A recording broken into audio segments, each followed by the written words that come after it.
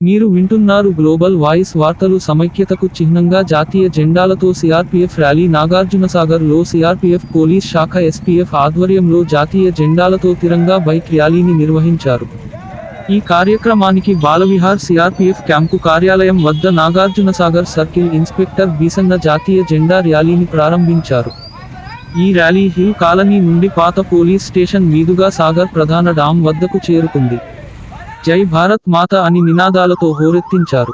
ఈ సందర్భంగా CRPF DSP సహిరల్లి మాట్లాడుతూ జాతీయ సమైక్యతను చాటేందుకు ఈ ర్యాలీ నిర్వహించామని అన్నారు.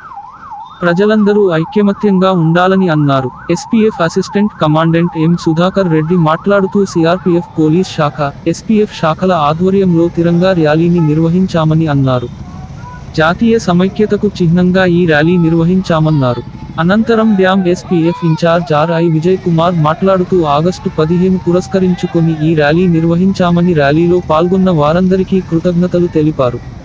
ఈ కార్యక్రమంలో జెన్కో ఎస్పీఎఫ్ ఎస్ఐ నాగేశ్వరరావు, ఏఎస్ఐలు మహమూద్ అలీ, శ్రీనివాసు, ఎస్పీఎఫ్ సిబ్బంది, ఇరిగేషన్ శాఖ మున్సిపల్ సిబ్బంది పాల్గొన్నారు.